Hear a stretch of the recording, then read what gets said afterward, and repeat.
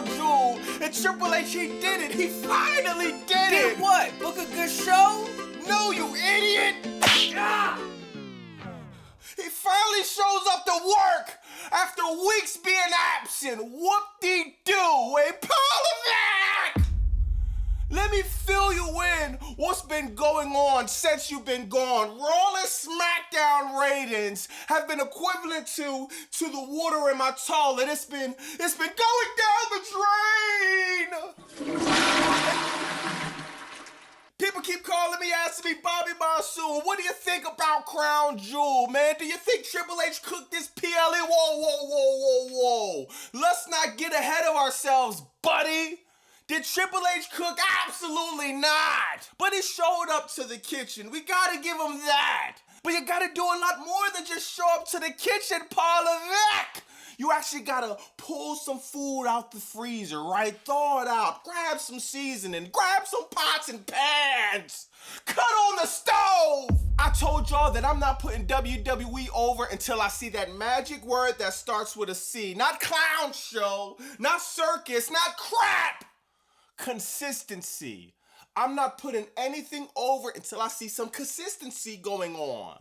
But before we get into the whole Crown Jewel thing, we gotta jump into the obvious, man. AJ Styles and John Cena. I actually have a request for John Cena, man, and it's please don't go! Please! John Cena, just one more year. Triple H and creative botched your retirement year. It's not the fans' fault, just one more year. Man, that John Cena and AJ Styles put on a masterclass. This will be studied in universities for centuries. We talking about ring psychology, storytelling. If I'm gonna come on here, I'm going to be 100% real. I was wrong. I thought the booking of AJ Styles and John Cena didn't make no sense. It didn't matter because there was no storyline. Lazy Levesque couldn't think of a storyline to give us. So I was mad, okay? I was mad. Give me a break. But I'm going to tell you right now, what I watched from John Cena and AJ Styles was nothing less than perfection. I've been watching wrestling for almost 40 years, dog, seriously. That is one of the best matches I've ever seen in my entire life. A banger match is, okay, you did a bunch of flips, a bunch of gymnastics, or maybe you got thrown on tacks or you flew off a ladder. That's one type of banger. But it's a different type of banger. Like when you got Cody Rhodes and Roman Reigns, WrestleMania 40 years in the making. Cody Rhodes finishing his story. It's a different type of banger when you got John Cena, AJ Styles coming up with the TNA gear. John Cena, he wrote that, oh my God, he wrote his AJ Styles ring entrance. Oh, the Bullet Club.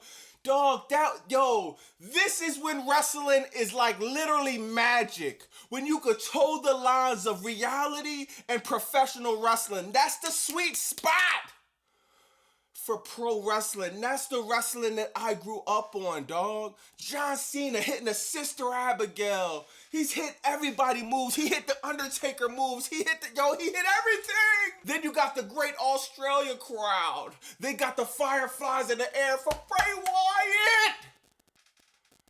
You can't write a story like that. To be able to put a performance like that together, that it takes years. It takes people to literally pass away. Rest in peace to Bray Wyatt. It takes things to happen in a span of a 25-year career, blood, sweat, and tears, loyalty, respect, to tell a story like that. Kudos to John Cena, kudos to AJ Styles, and I formally apologize. I was wrong for crapping on that match to begin with, man, because they put on one of the best matches I've seen in my life. See, wrestling for me isn't just about the in-ring ability. I could give a crap about that. If I want to see a bunch of people flip, I'll turn on the gymnastics or the Olympics. It reminded me of something like this. If y'all remember this 1992 Bret Hart, British Bulldog, y'all remember that story? British Bulldog married Bret Hart's sister. Bret Hart's sister is in the crowd.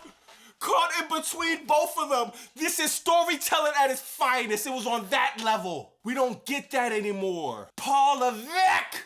It would be nice to get that a few times a year, buddy, especially when you're asking for $30 a month, especially when you're asking for $11,000 for tickets. Man, that John Cena AJ Styles match was crazy, man. It had my heart pumping. I was hyped, man. I worked up a sweat.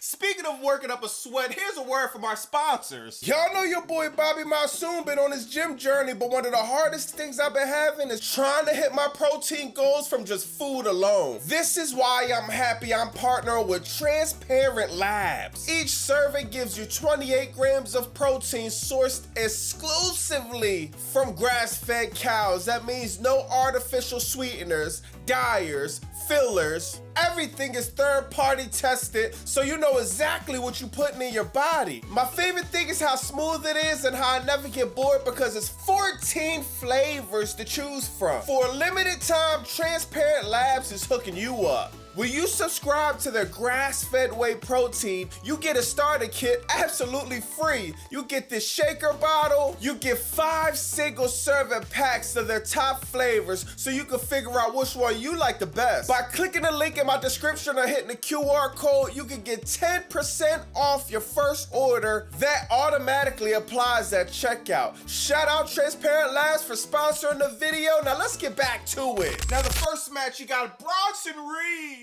going over Roman Reigns in Australia. And man, I'm kind of like torn. I'm torn between this one, man. I hate to see how Roman Reigns been being booked recently. He's been booked like a complete jobber, dog. What are we gonna do with Roman Reigns now? Like, I'm torn between that, but I'm also thinking like, man, Bronson Reed is the person that's gonna be here the next 10, 15 years. I think he's like the second person to beat Roman Reigns the last few years. That's a crazy feat, man, seriously. Bronson Reed, he's going to be here the next 10, 15 years. I'm always complaining about how we need to curate stars because I can't have it both ways. If I had to pick, if I was booking, if I was behind that pen, I probably would have booked Bronson Reed going over. As much as it would have hurt me, I would have had to book Bronson Reed going over, man. This was booked pretty well, man. Bronson Reed, he's in Australia. He's the next guy up, man. Roman Reigns, he probably only got a few years left. Y'all see, man, or I'm actually show y'all in the video. Y'all see when Roman Reigns was on Pat McAfee? He said his body feels like crap, man. He's traveling. Roman Reigns, I mark my words, he's almost done. How do you feel, Roman? GOAT heading to Australia just a few days. I feel like crap. My body does not feel good. I was down there not too long ago. The flight, back and forth has not been nice. I've been jet lagged for, I feel like 4 weeks in a row now. So why not just go down there and try to kill myself? So it is what it is. We're going to go just head against the wall, Goldberg style, just reckless abandon. And, yeah, you can't do much worse than I feel now. So let's just go mess it up physically. What else can Roman Reigns do, bro? He saved the WWE. In the pandemic era, there was only one person. WWE would have died. TKO would have never gave a dime to buy WWE because it would have been in the dirt if it wasn't for Roman Reigns. You got to give him respect. Braun Breaker, Bronson Reed, are they going to be big as Roman Reigns? Most likely not. But still, man, we got to pass the torch to somebody. And I think Bronson Reed's a good candidate. Also, I think Bronson Reed and Roman Reigns, their chemistry in that ring, I love their match at Trash in Paris. I love their match in Crown Fools. You don't see nothing close to a botch every time these two professionals are in the ring. Kudos to that, man. At the end of the match, man, it's some interesting stories going on. You got the Usos not listening to the tribal chief. He told them, stay your ass in the back. You're two jobbers. I could beat Evolution shit by myself. They didn't listen, man. They come out with their kicks and splashes, but they don't do nothing but get beat up, screw up the whole thing. Roman Reigns get put through the table by Jey Uso. Yo, I'm not gonna lie, I'm pretty interested on Raw on Netflix happening on Monday to see what is Jay attitude gonna be. Y'all heard my last Raw recap. I'm interested in the Roman Reigns Uso story. Next, you had a match, Tiffany Stratton versus Stephanie Valkyrie. Now, let's be real, dawg. It's time. It's Tiffy time. It's time for her to drop the belt. It's time for you to drop the belt, Tiffy. First, you had it way too long. Second, your title reign has been mid. We've been being extremely nice to Tiffany Stratton. Dog, like, it's just, your matches are just not living up to the hype. You had the Charlotte Flair match in WrestleMania. It wasn't that. You had the match here. It was cool, but it's just like, it's a bathroom break at best. Stephanie Valkyrie goes over. I think that was the right decision. They put the rocket ship on Stephanie Valkyrie. Pew! She's going to the moon. Crown Jewel champion, world heavyweight champion. That's until Naomi comes back and takes the title back. But shout out Stephanie Valkyrie. She's been doing good work. Shout out Tiffany Stratton too. It's not even Tiffany Stratton's fault. It's creative. Tiffany Stratton is a heel. She's a bad guy. We'd like to see Tiffany Stratton as that sorority girl who's like taking people, man, dissing people, talking crap. We don't want to see just Tiffy time and you skipping around and you trying to be best friends with everybody. We need that mean. We need that mean streak out of Tiffany Stratton, man. After that, y'all had the match that I started the video off with, AJ Styles, John Cena. I already said everything about this match, and I'll just touch on it a little bit more, man. This match was a masterclass. If you're a professional wrestler in the independents coming up, you need to be watching this match every morning. This needs to be your breakfast, lunch, and dinner. Ring psychology, storytelling, in-ring ability, cardio, stamina, just everything, man. Just Cena's the ultimate class act, man. That note he wrote to AJ Styles almost made me shed a tear. Now the thing is about this, where do we go with John Cena now? He has 4 more dates left. People are saying it's going to be a tournament for John Cena last match. I think that's a cool idea because the milk's already on the ground. You can't save spilt milk. The milk's all over the kitchen floor.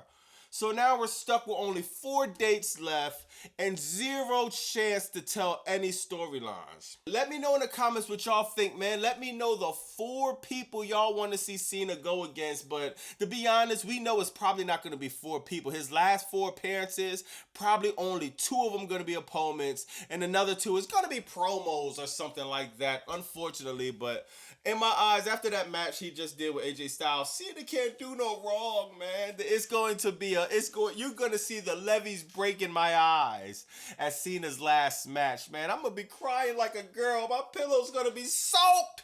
Then after that, you had the Kabuki Warriors versus Io Sky, Rhea Ripley. They're calling themselves Rio. You see, I didn't say the Kabuki Warriors because I got to give credit where credit's due. It was a cool match. It's a bathroom break, though. You know what I mean? It definitely was a bathroom break, but as far as the in-ring work, the in-ring work was great. Kairi Sane, Asuka, Rhea Ripley, Io Sky, 4 women put on a great match in the ring. Now, the only thing that I be actually saying Kabuki Warriors and I be mad just because the storytelling be horrible. The acting is unbearable. I'm literally watching Raw trying to rip my eyeballs out of my socket every time I see this storyline come up. I'm praying to the wrestling gods that please, bro, let this be the end of this storyline. Okay, y'all did it. Y'all had your fallout. Y'all had fun. Now, Rio, be a tag team. Go for the tag team titles. Do anything else. But keep this storyline going on. I'm still saying it, and I'm still standing on it. This is by far the worst storyline in WWE right now. After that, you got the last match. Seth freaking Rollins and Cody Rhodes, man. And they put on a straight snooze fest. I'm sorry, man. Yo, and it's not even their fault, because actually, to be completely honest, they put on a good match. They put on a silent match on any other night. It was just, dog. We just seen AJ Styles versus John Cena. Dog, the night could have been over after that. Everyone would have been happy. Seth Rollins, Cody Rhodes, they tried, man. They tried, man. Seth Rollins did this crazy spot went coast to coast. I actually thought it wasn't the smartest spot because it seemed like he hurt his shoulder. I don't know if he dislocated it, but he definitely hurt his shoulder when he went coast to coast on Cody Rhodes, man. Cody Rhodes did a crazy crossroads off the top rope. They had some great spots. This was great work doing on this match. This was also a but it was low key. The momentum was completely out the building in the crowd. You could tell the Australia crowd wasn't really behind this match as much, man. So the night ended off in a somber note. I guess we could blame Paul Levesque for that one. You should have had AJ and John end the night off, man. No one cares about this Crown Jewel Championship anyway. If Seth Rollins and Cody Rhodes would have went third, man, that match would have looked a lot different. Trust me, man. Another thing I didn't like about this match is how predictable it was. We knew Seth Rollins was gonna win. Like I said, y'all heard me say it in my last video, it's a 99.99999% chance that Seth Rollins was gonna win that match, bro. So obviously he did. I kind of wanted to see Cody Rhodes win just because I feel like if Cody Rhodes would have won, Seth Rollins, that storyline could go so many ways now, man. Now you got Division and Evolution. Now you got Seth Rollins contemplating retirement. Now you got Becky Lynch could be looking at him weird. Dog, we could have got a completely different Seth Rollins, but you would have had to take a risk creatively doing that. And WWE Creative does what WWE Creative does. They throw the softball and they play it safe, which is cool too, you know what I mean? You don't bury Seth Rollins. Now Seth Rollins can come out all happy on Raw with his colorful outfit and talk about how he's a revolutionary. Let me know in the comments what y'all think about that. Now, Crown Jewel, man, it was like, it was okay, man. It's like, all right, we're taking baby steps. That's how I'm taking it. I'm not being hype anymore. I'm not putting it over. I'm not saying it's the greatest show ever. But I'm not also saying it was a load of crap like WrestlePalooza. Middle of the road, it was safe. I give it a B- if you ask me. Let me know in the comments if you had to grade this in the system, what would you give it? I know a lot of you probably gonna say F. Some of you might even say D, C, I don't know, man. I give it a B-, literally. I give it an 80%. You're right on the borderline of C for circus act crap and all of that, man. But let me know in the comments what y'all think about that, man. Like, we got Raw in a few days, and I'm telling you right now, Raw is going to be a very interesting show for one thing alone. Besides the fact that it's 8 a.m., it's going to be interesting because, man, we're going to really see what's going on with creative. We've seen some pivots in SmackDown. We've seen some pivots in Crown Jewel. But Raw on Netflix is going to be the telling show. Are we making a U-turn, or are we about to straight go down into the drain to the same crap of mediocrity? Let me know what you think about that. It's Bobby Monsoon 215. Like, comment, subscribe.